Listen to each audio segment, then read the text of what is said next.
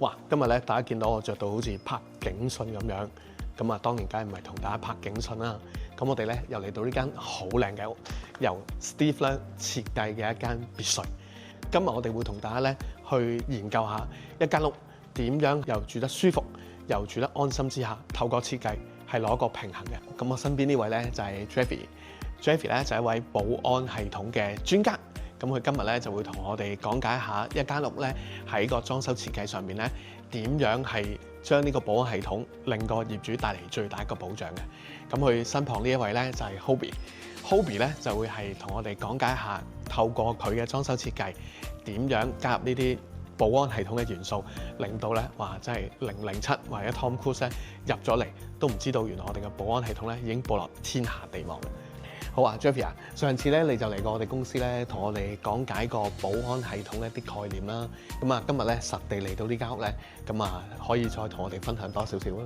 今日我哋會用我哋嘅 CSI 全方位安全防禦系統去拆解翻豪宅嘅保護結構嘅，從外到內4重防禦去做框架。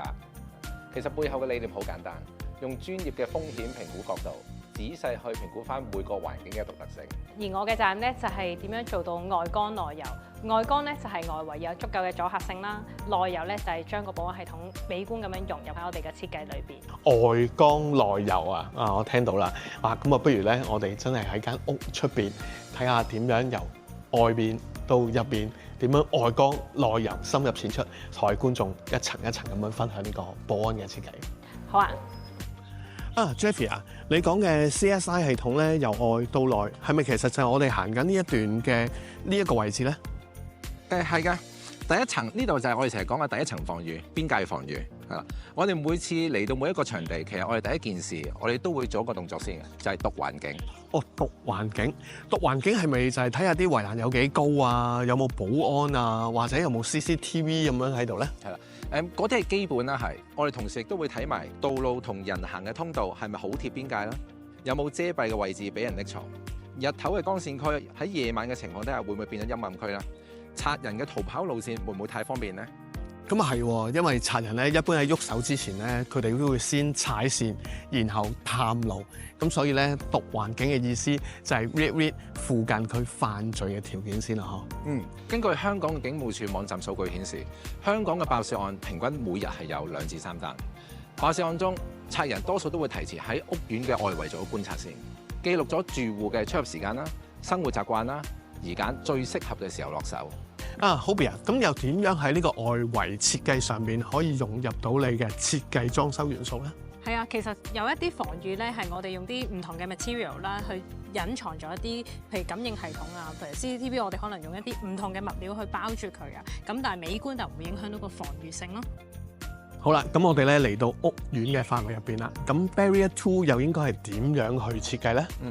因為屋苑式嘅別墅嘅優點，其實就係發展商本身已經喺公共嘅區域已經做好咗佢哋嘅保安系統嘅設備。但係因為每個屋苑嘅結構唔同啦，例如有啲位置連接咗其他屋苑嘅入口嘅，咁所以每間屋裏邊仍然都係需要一啲獨立嘅防衛系統。簡單咁講，屋苑嘅保安系統係做外層，而業主自己嘅系統就會由花園伸延到去屋裏邊。咁即係可以 upgrade 到另外一個層次嘅 security level 嘅。係㗎，不過大部分嘅情況都會係啲 sensor 會掛晒喺個面度，影響咗觀感。而我哋做嘅就係用設計去修飾。咁當然啦，我亦都唔可以喺度同大家講呢度嘅保安系統結構係點樣啦。咁啊係，又冇人俾人知道成個系統係點樣㗎。咁所以咧，如果大家需要呢個保安系統設計咧，就真係可以揾下 Jeffy 啦。除咗保安系統之外，我哋點樣做一個智能聯動，再加埋呢個設計裝修咧 ，Hobie？我哋嘅設計梗係唔希望個客喺屋裏邊會覺得成間屋佈滿晒保安系統啦。咁我哋係希望做到冇違和感啦，冇壓迫感，隱形咁樣24小時偵測到，將個系統完完全全融入個裝修設計當中。冇錯。Hobie 啊，咁我哋嚟到屋外面花園呢個部分，咁又應該點樣設計咧？嚟到呢一度咧就係 barrier free 建築防禦。我哋咧要保護嘅唔單止係財物，而係人。因為入到去屋裏邊，除咗財物會受到威脅之外，家人嘅安全亦都會受到威脅。咁我哋建築防禦，我哋會做防暴玻璃啦、防暴門啦，同埋一啲隱藏式嘅震動偵測嘅。咁所以目標係未入到屋已經偵測到有人嘅入侵，同時亦都會通知保安，拖延賊人嘅入屋時間，從而等到支援嘅團隊到達。好啊，咁咧嚟到主人房呢一度啦。咁啊，主人房我哋點樣幫佢剪裁去佈防呢？呢度係核心防禦嘅 barrier 4，包括有安全房啦，室外能夠進出入口嘅位置，例如門同埋窗，都需要有一啲獨立嘅監控或者感應器嘅。咁另外就係加固咗嘅室內嘅門啦。係啦，同埋另外都需要有啲獨立嘅偵測或者通訊嘅系統嘅。而喺屋裏邊嘅核心防禦喺設計方面咧，我哋唔想做到好似有監獄嘅感覺，而係想靜靜地咁樣保護屋主。咁咧，經過呢3集咧，我哋2位嘅專家朋友咧，都同我哋由深入淺出去講解點樣去佈防設計一個保安嘅系統，再融入呢個設計裝修風格。我諗咧，大家都會有好多嘅提問，好有興趣咧，想問下我哋2位嘅專家，有呢個外剛內柔嘅 Hobilly， 亦都有我哋嘅保安顧問 Jeffy。咁啊，好高興呢一次咧，同2位合作嚇，希望咧為我哋嘅觀眾朋友咧帶嚟一啲喺日後佢買間屋裝修之後，除咗點樣設計，亦都加強一間屋嘅保安概念，真正咧係住到舒服、舒適又安心嘅。